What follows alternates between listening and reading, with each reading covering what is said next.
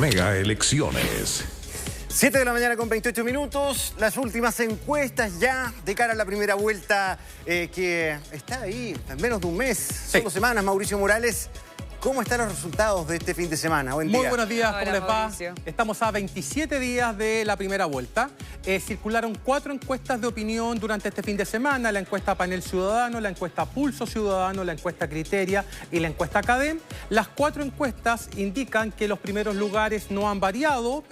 Va primero Janet Jara, José Antonio Kast, segundo lugar, aunque con algunas estimaciones puntuales distintas según el estudio de opinión pública que estemos mirando. Y lo otro que muestran las encuestas, particularmente la que vamos a revisar ahora, la encuesta Cadem, es una dura pelea por el tercer lugar.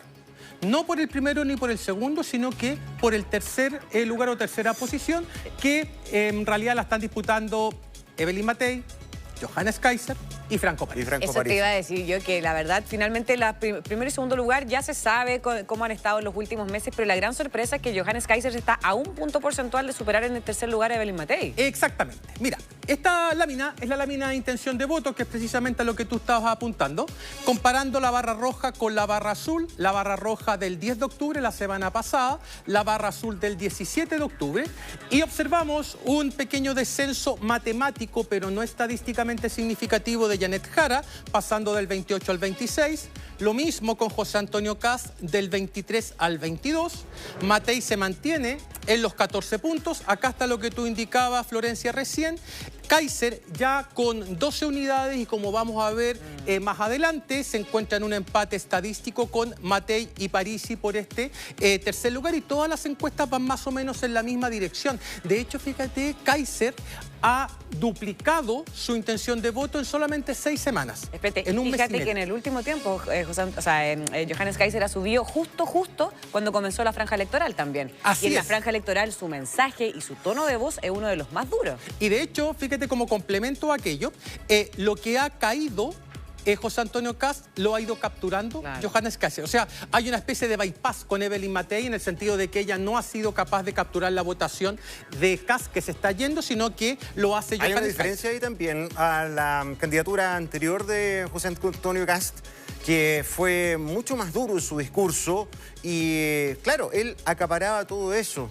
Pero ahora se lo disputa Johannes Kaiser. Sí, a ver, hay 2 tipos de votantes. Están los votantes duros y los votantes blandos. Es muy importante lo que acaba de decir respecto de la franja, porque la franja tiene como objetivo endurecer ese voto que los candidatos perciben puede ser blando. Con voto voluntario es muy poquito el voto blando que hay. ¿Por qué? Porque la gente que sale a votar lo hace convencida de que su opción es la mejor para el país. En cambio, con el voto obligatorio hay votantes duros, los que votaban siempre con voto voluntario, y los nuevos votantes tienden a ser blandos, es decir, pueden cambiar de posición. Claro. Acá tenemos Parisi con 11 unidades, Harold May Nichols 4, Marco Enrique Sominami 1, Eduardo Artés 1 y un 9% de personas que no sabe o no contesta la pregunta. Mauricio, esta Cadem recoge la influencia que pudo haber tenido el problema de la luz, de las cuentas de la luz. Y de la franja, no sé si alcanza a tomarlo, porque la franja empezó el viernes, ¿no? Sí, alcanza a tomar un poquito de la franja respecto a los cobros de la luz, sí lo alcanza a capturar a plenitud, y de hecho eso produjo una caída en la aprobación presidencial de 5 puntos de manera inmediata, y es eso lo que eventualmente podría estar impactando en la intención de voto hacia Janet Jara. ¿Por qué? Porque la intención de voto por Janet Jara está fuertemente correlacionada con el apoyo al gobierno. Si el gobierno desciende, lo esperable es que con Jara pase exactamente lo mismo. Pero no fue tanto el impacto. No fue menor. Ojo con eso. Menor, o sea, menor. estaría ella, tal vez, uno podría interpretarlo, logrando el objetivo de la desmarcación del gobierno. Claro, porque ella, de hecho, fue una de las primeras que dijo, en otras palabras, que el ministro debía salir del cargo, que el gobierno tenía que asumir las responsabilidades. En consecuencia, se puso a la vanguardia en cuanto a la crítica al gobierno, y eso a lo mejor hizo que el deterioro en su intención de voto no fuera de la misma magnitud que el deterioro en la aprobación al presidente Boric. Claro. Oye, y escenario de segunda vuelta, ¿no? Vamos con expectativa presidencial. La expectativa. ¿Quién cree? Acá hay varias cuestiones relevantes. Mire, la primera, claro, se produce nuevamente un alza matemática de Kast, llega a su máximo, que es un 40%, es decir, 4 de cada 10 chilenos cree que el próximo presidente será José Antonio Kast. Mira acá. Janet Jara pasa del 32 al 26%, o sea, son 6 puntos menos. Y eso se desprende de algo que señalaste recién, Gonzalo, que corresponde a los escenarios de segunda vuelta. Como la gente está percibiendo que Jara pierde en la mayoría de los escenarios de segunda vuelta. O sea, solamente entonces, le gana a Meo y a Harold McNichol. Y claro, y todo que el empata con todo Harold el resto le gana. Parisi, Matei, sí. Kaiser. Kaiser también le gana claro, el escenario entonces de segunda vuelta. La gente dice, chuta, ella es candidata, pero muy difícil que sea la próxima presidenta de la República. Y si ustedes analizan esto, el 26% que obtiene de imagen de triunfo es el mismo 26% que obtiene en intención de voto. Muy probablemente los únicos que creen que Janet Jara puede ser la próxima presidenta de Chile es el 26% que votaría por ella. Claro. Acá se genera otro cambio, pasa al tercer lugar, aunque en empate estadístico, por cierto, Johannes Kaiser. Pero aquí los lugares, las posiciones son psicológicas para los candidatos. Él está en tercer lugar en cuanto a la expectativa de triunfo. Un 9% cree que va a ser el próximo presidente de la República, 8% Matei y 7% Franco Parisi. Súper cerca, ¿eh? Sí, esto está muy apretado el tercer lugar. Da la impresión que se consolida ya en la fotografía. A menos que pase algo, ahora sí, que a menos que pase algo relevante que pueda perjudicar a un candidato o candidata. Exactamente, sí.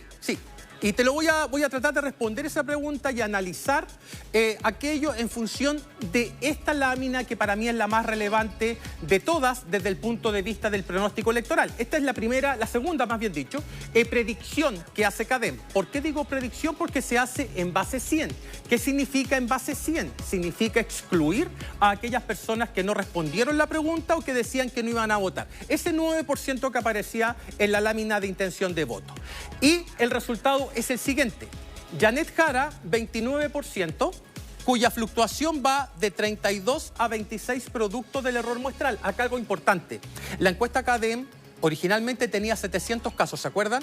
Pasó a 1000 y ahora tiene 1239.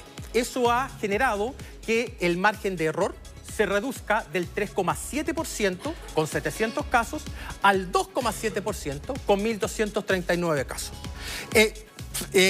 José Antonio Kast, 24, en empate también, en la colita, o sea, decía acá Janet Jara, el peor escenario es 26, el mejor escenario de Kast es 26 también, por lo tanto ahí se declara el empate estadístico. Y acá viene lo más llamativo o lo más noticioso de esta encuesta. Matei 16, Kaiser 13, Parisi 12. Dado que estos intervalos se topan en alguna de las zonas que ellos representan, entonces declaramos empate estadístico. Matei, por ejemplo, tiene 16, pero varía de 18 a 14. Kaiser de 11 a 15, o sea, se topan los intervalos. 15 está acá, por lo tanto hay un acoplamiento de esos intervalos. Y Parisi va de 10 a 14.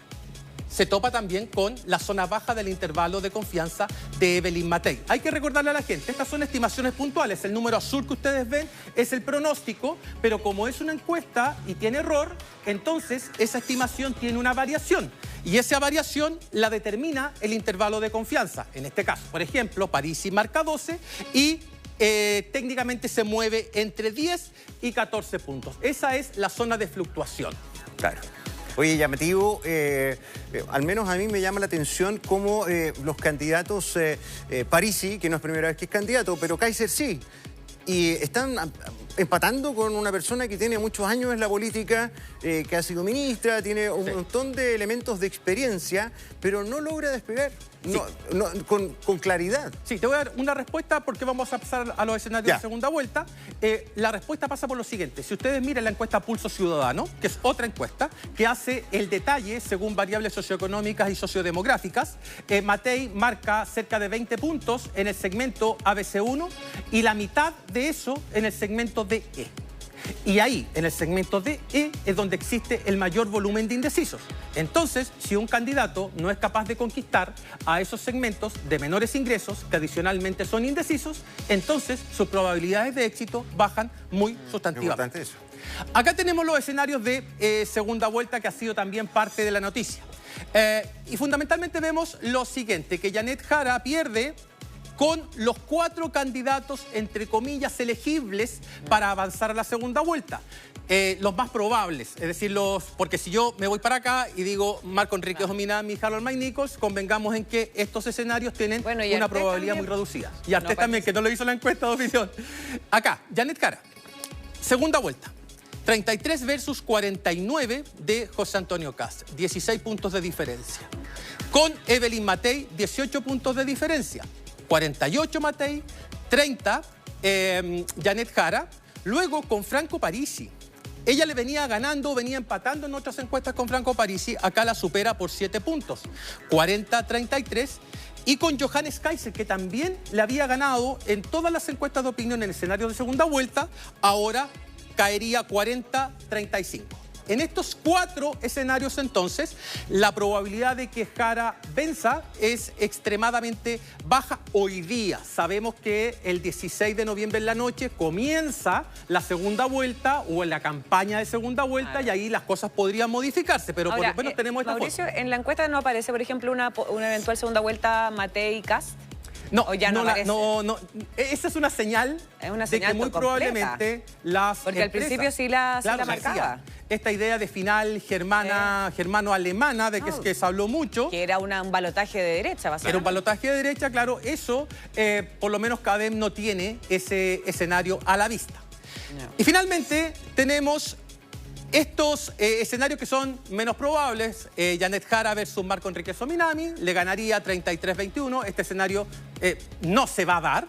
Y por último, el escenario Jara versus Mike Nichols, que tampoco se va a dar. 33 Jara, 32 Mike Nichols. Esto es un empate estadístico. Fíjense solamente como detalle que en un enfrentamiento Meo-Jara, casi la mitad de los electores no sabría qué hacer. Y en un enfrentamiento, 46% no sabe, no contesta. Y en un escenario entre Mike Nichols y Jara, ese volumen es del 35%. Muy bien, Mauricio. Gracias por toda la información. Buenos días. Chao. Mauro. Chao, chao.